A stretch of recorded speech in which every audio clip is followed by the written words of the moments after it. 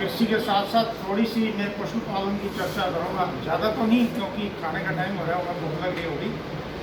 और वो कहावत भी है कि साथ पहले पेट पूछो और बाद में काम पूछो, है ना। तो आपके और खाने के बीच में ज़्यादा बाधा नहीं बनूँगा, थोड़ी सी मैं वो काम की आपको बातें बताऊँगा जो बहुत ही आवश्यक है। देखो, कृषि के साथ साथ पशुपालन यदि अपना सुदृढ़ है तो अपनी कृषि सफल है। खेती में आप बहुत मेहनत करते हैं, बहुत कुछ करते हैं, उसका सारा आउटपुट अपने हाथ में नहीं होता। कई बार क्या है, परिस्थिति क्या है, विपरीत हो जाती है। कई बार क्या है, कई बार फ्लड आ जाता है या सूखा पड़ जाता है या आंधी तूफान आ जाते हैं, ओले पड़ जाते हैं, तो अपनी मेहनत और सारा जो किया हुआ लगाया हुआ है वो सारा वेस्ट हो जाता है। और उसके साथ साथ यदि आप अच्छा बढ़िया पशुपालन कर रहे हैं तो वो सारा नुकसान वो अपना जो है उससे निपट सकता है। और नहीं तो जिसके पास यदि पशुपालन नहीं है, टोटली कृषि के ऊपर डिपेंडेंट है, और ऐसी परिस्थिति आ गई जैसे उधर इसमें ईस्ट और साउथ में होता है, वो लोग क्या है सुसाइड करने को मजबूर हो जाते हैं, कर्जा इतना हो जाता है उनके पास। और पशुपालन है जी, नर्मदा सागर हो रही है। हाँ बिल्कुल। तो यदि पशुपालन है, क्योंकि पशुओं से अपने को जो आय है, आमदनी है, वो अपने को दिन प्रतिदिन मिलती है। दिन में 2 बार पशु दूध देता है। यदि दूध की आय से भी एक टाइम का आप घर में यूज़ कर लो, एक टाइम का आप बेच लो, तो लगभग घर का जो खर्चा है सारा उससे निकल जाएगा। और उसी पशुपालन को आप यदि वैज्ञानिक तरीके से करें, जिसमें अपना जो खर्चा है वो कम हो जाए और उत्पादकता बढ़ जाए, तो मजा है। और ये युग है वो कुछ करने का है, लिख पिटने वाला नहीं है। भाई आप बोलोगे साहब ठीक है, पशुपालन तो जो है डांगडोर तो पहले भी कर रहे थे, हमारे पूर्वज भी कर रहे थे, कोई ज़्यादा सा मुनाफा नहीं था उसमें।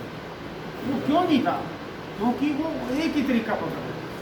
आज युग जो है वो बदल गया है, नॉलेज सारी अपडेट हो गई है, तो उसके अनुसार अपन नहीं चलेंगे तो अपने को घाटा है। उसके अनुसार चलना पड़ेगा, अपने को वैज्ञानिक तरीका अपनाना पड़ेगा। और पशुपालन में तो इतना स्कोप है यदि आप वैज्ञानिक तरीके से करते हो। मैं इस गंगानगर में, मेरे को यहाँ पशु विज्ञान केंद्र जो अपना है सूरतगढ़ में, यहाँ करीब लगभग 4 साल हो गए मेरे को। और यहाँ हमने इतने अच्छे पशुपालक जो है, विभिन्न पशुपालन के विभिन्न आयामों में, किसी ने सूअर पालन किया हुआ है, बहुत अच्छी आमदनी कमा रहा है उसको। जब वो व्हाट्सएप पे भेजता है साहब मैंने हर 6 महीने देखो 2 ट्रक भेजे हैं, दिल खुश होता है, भाई अच्छे कमा रहे हैं। बकरी पालन है, मुर्गी पालन है, मछली पालन है, डेयरी पालन है। तो आप किसान हो, आपके पास तो सब कुछ है। एक किसान बहुत कुछ कर सकता है। जब वो पूरी दुनिया का पेट भर सकता है तो क्या नहीं कर सकता। लेकिन उसमें लगन और उसमें जो उसकी सूझबूझ है वो वैज्ञानिक होनी चाहिए, पॉजिटिव सोच होनी चाहिए। और इस पशुपालन में वैज्ञानिक तरीका तभी आएगा जब इसका आप एक रिकॉर्ड संधारण करेंगे, आप इसको एज ए कमर्शियल फार्मिंग के रूप में लेंगे, तब भी अपना बेड़ा पार होगा। और वो कमर्शियल फार्मिंग कैसे आएगा, इसका आप एक रिकॉर्ड, एक कॉपी, एक डायरी जो है आप लगाएं, उसमें सारा लेखा जोखा रखें, क्योंकि याद नहीं रहता। आप खेती भी करते हो और भी धंधे और अपने भी हैं, घर वालों के हैं, बच्चों के भी हैं, सारा ये दिमाग का एक ही है, कंप्यूटर तो है नहीं। लेकिन आप थोड़ी सी उसमें लिख लेते हैं तो अपने को 10 दिन में, 5 दिन में, 15 दिन में, कभी 5 मिनट मिलते तो उसको देख के अपने को याद आ जाता है, हाँ ये दवाई अब दी थी, आप अगली कब देनी। और ऐसा करेंगे तो अपना पशुपालन बहुत अच्छा हो जाएगा। जैसे फॉर एग्जांपल कीड़ों की दवाई देनी है, कीड़ों की दवाई यदि हर 3 महीने में नहीं देंगे तो अपन जितना उसको खिला रहे हैं वो उसका काम ही नहीं करेगा, उसमें कमी आ जाएगी। उसके जो सूक्ष्म पोषक तत्व हैं, जो खनिज लवण हैं, उनकी शरीर में कमी आ जाएगी। और शरीर में कमी आएगी तो वो टाइम पे हीट में नहीं आएगा, पशु हीट में नहीं आएगा तो ब्याएगा नहीं तो दूध कैसे देगा। और यदि साइंटिफिक तरीके से जो मैनेजमेंट करते हैं, जैसे आप हमारे ये चार्ट लग रहे हैं, ये सिर्फ शो के लिए नहीं है। आप आते हो तो अपना टाइम वेस्टिंग करना, 1 मिनट मिलता है तो आप इनकी तरफ देखें, थोड़ा सा अपने आप को जजकोरें करें, भाई इसमें ये है तो ये कैसे आ गया। जैसे सामान्य रूप से मैंने बताया, आप इसी का ले लें, एक गिर गाय का एक फोटो दिया हुआ है, उसके विवरण दिया हुआ है। सामान्य तौर पर रूटीन में दूध उत्पादन जो ब्यात है वो करीब करीब 2000 लीटर है एक ब्यात में, और हम यदि उसको वैज्ञानिक तरीके से करेंगे, उसका प्रबंधन सही ढंग से करेंगे तो 1000 लीटर बढ़ जाएगा, 3000 लीटर अपने को एक ब्यात में मिल जाएगा। यदि अपने एक ब्यात में 1000 लीटर का मतलब है 30 रुपये भी लगा मान के चलें, 1000 कितना का हो गया,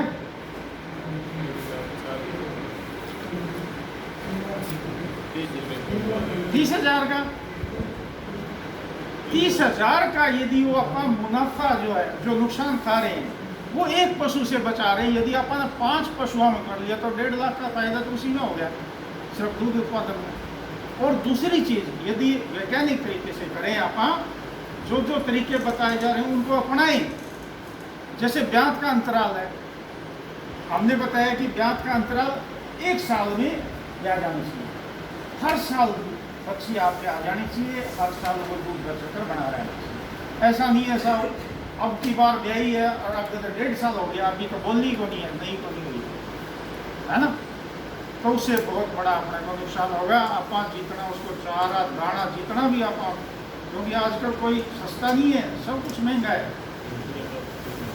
जो आप दाने की बात करें, दाना भी कम से कम भी 30-35 रुपये किलो के हिसाब से पड़ता है, और पशु को दाना नहीं देंगे तो उत्पादन कैसे आएगा। अपन दाना भी दे रहे हैं तो उसके लिए आपको उत्पादन लेना भी आवश्यक है। उत्पादन तभी आएगा जब आप उसको वैज्ञानिक तरीके से, मैं बार बार वैज्ञानिक बोल रहा हूँ, वैज्ञानिक का मतलब ये जो टाइम पे जो चीज़ देनी है वो उसको तभी वो अपने को उत्पादन मिलेगा। बहुत सारी चीज़ें हैं बताने के लिए, हम पर्टिकुलर एक एक सब्जेक्ट पर यहाँ ट्रेनिंग देते हैं। अभी हमारी 27 और 28, अभी ये जो सितंबर है इसी में 27-28 2 दिन का यहाँ पे निःशुल्क प्रशिक्षण होगा, आत्मा द्वारा स्पॉन्सर्ड है। उस ट्रेनिंग में आना, एक सब्जेक्ट को पकड़ के उसी पर 2 दिन बात करेंगे तो अच्छे समझ में आएगा, ठीक है ना। और आप नहीं, आपके जो भी साथी हैं, जो भी आपके परिवार में है या कोई भी आपका फ्रेंड है, उसको भी आप मोटिवेट करें, ताकि ये जो योजनाएं हैं, ये जो चल रही हैं, उनका ज़्यादा से ज़्यादा आपको फायदा मिले। सर सब्जेक्ट क्या होगा 28-29 को? है जी, सब्जेक्ट इस पर डेयरी पालन पे होगा। उनमें पशुओं में बीमारियां कौन सी होंगी, उनका अपना कैसे पहचान करेंगे, प्राथमिक उपचार कैसे करेंगे, क्योंकि ये जो बीमारियों का टॉपिक इसीलिए हमने चुना है। 28 सितंबर को जूनोसिस डेंगू, जो बीमारियां पशुओं से आदमी में फैलती हैं, पशुओं से पशु में फैलती हैं, तो जो समय है जो हमें उसी के साथ जो चलते अपना करेंगे। फिर हमारा आगे है डेयरी पालन पे है, फिर बकरी पालन पे, फिर सुअर पालन पे, फिर मछली पालन पे। तो हर महीने हम 2 प्रशिक्षण इसमें करेंगे और उसमें हम आपको प्रमाण पत्र भी देंगे। और ऐसे बहुत सारी केंद्रीय पशुपालन की है, अलग अलग योजना में बहुत सारी स्कीम है, कोई नाबार्ड की है, कोई अपनी जिला की है, जिला उद्योग केंद्र में काफ़ी स्कीमें आती हैं। तो उनमें जो डॉक्यूमेंट है, एक एसेंशियल आपने उसका प्रमाण पत्र है कि नहीं है, ट्रेनिंग का जो आपने प्रशिक्षण लिया है, तो उसका हम प्रमाण पत्र भी आप लोगों को देंगे। तो उसमें भाग लें, आप अपना फ़ायदा उठाएं। और हमारे एक जो यूनिवर्सिटी है, राजस्थान पशु चिकित्सा पशु विज्ञान विश्वविद्यालय, राज्यवास के नाम से जानते हैं उसको।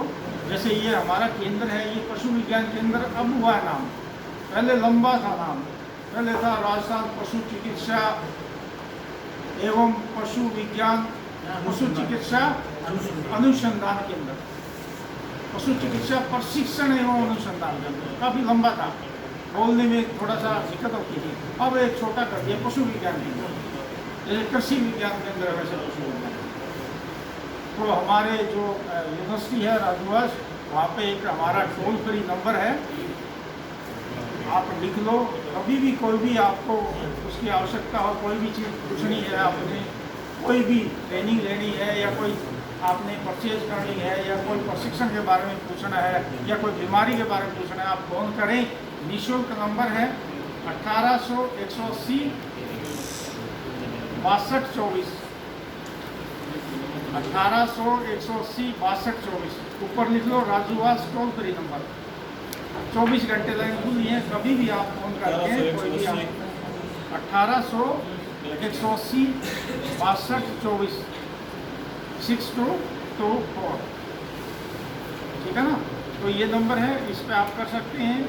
और एक और मैं आपको खुशखबरी आज बता दूं आपको, कल ही हमारे पास में एक दूध परीक्षण की मशीन आई है। क्योंकि आप दूध का काम करते हैं, दूध उत्पादन कम करते हैं, पीने वाले ज़्यादा हैं, तो उनके मन में शंका रहती है कि साहब पता नहीं दूध सही है कि नहीं है, इसके अंदर जो दूध के अंदर होनी चाहिए वो चीज़ें हैं कि नहीं है। क्योंकि आजकल सिंथेटिक बहुत चल रहा है, डुप्लीकेसी आ रही है ना। तो हमारे पास मशीन आ गई, निःशुल्क हम जांच करेंगे। आप सारे सूटगढ़ के आसपास के लोग अपना दूध का सैंपल लेके आना, चाहे घर की गाय है और चाहे आप दाना खिला रहे हो तो भी आप उसको चेक कराओ साहब कितना % फैट बढ़ रहे हैं नहीं बढ़ रहे हैं, प्रोटीन कितना है। और ये लंच के बाद में एक बार हम आपको लैब का विजिट कराएंगे, उसमें दिखाएंगे, वो यंत्र दिखाएंगे कैसे हम करते हैं। आपके रिजल्ट बिल्कुल आपके सामने तुरंत, जैसे सैंपल लगाए तुरंत आपके सामने रिजल्ट, कंप्यूटराइज डिजिटल रिजल्ट है। आप उसमें ज़्यादा भी नहीं है, कई बार ये होता है कि साहब इतना दूध लेके आए चेक करने के लिए, आधा लीटर ले आए, तो नहीं, सिर्फ 100 ml दूध लिया बहुत है, उसमें चेक हो जाएगा। आप नहीं आ सकते, किसी के हाथ भेज दो, यहाँ पर ये बताए वो दूध गाय का है, भैंस का है या मिक्स है, वो आपने बताना पड़ेगा। अलग अलग गौमाता है, हाँ अलग अलग, ताकि उसका जो पूछना चाह रहे हो वो स्पेसिफिक है ना। तो उस चीज़ का आप फ़ायदा उठाओ। हमारे यहाँ पर पैथोलॉजिस्ट है, लैब में सारी जांचें होती हैं, मूत्र की, गोबर की, खून की और दूध की, ये जांचें हमने शुरू कर रखी हैं। और आप ज़्यादा से ज़्यादा अपना इस संस्था का फ़ायदा उठाओ, हमारी ये कामना है। तो टाइम ज़्यादा हो गया है, आज लंच नहीं है क्या?